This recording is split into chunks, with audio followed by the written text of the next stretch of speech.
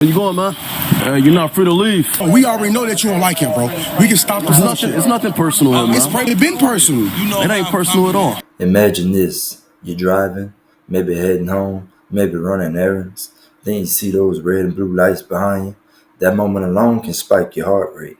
But here's the thing. This traffic stop wasn't for reckless driving, DUI, or anything dramatic. It started with something simple, an expired registration. No big deal, right? Just a ticket, maybe a fix-it notice. But when dealing with law enforcement, the way you react next determines everything. You got your license, man? Who you talking to? I can't drive. So why were you driving that vehicle then? Nah, you ain't see me. That was my brother. You got a brother? He was at Thornton's. I saw him. He tried to book it right there. You saw who?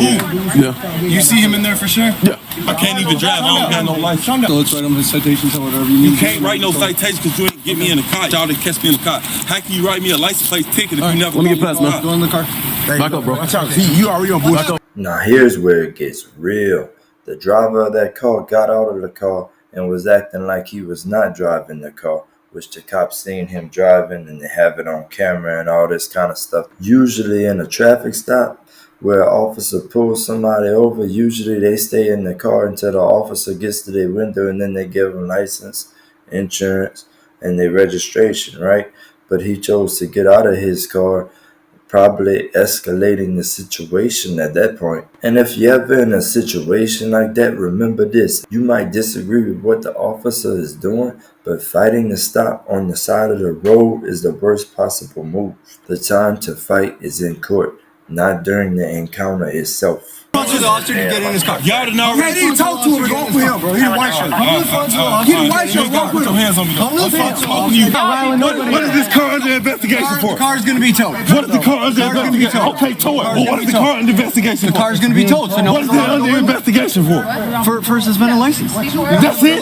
Yes, that you can't tow the car for suspended license. And back up away from her while she's searching. This is one of my. Back up away from her while she's searching. Instruments in the Back up away from her while she's searching. I don't have to. Back up away from. This is an officer safety thing. Back up away. So at this point, the officer gave them multiple warnings to step away from their car, so they could get inside of their car. And then they gave them multiple warnings to step back while they were doing a search inside of his car or somebody's car that was around there. And he was refusing to do that, right? Only escalating the situation even more. And here's the thing about refusing to listen, to step back to a cop when they're giving you a legal, lawful order to step back, is that refusal to step back whenever you ask to step back so many times equals resisting. It could be a chargeable offense. That's why you don't do those type of things.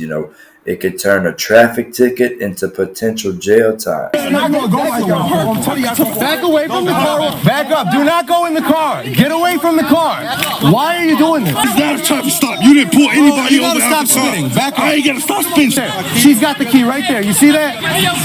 See that?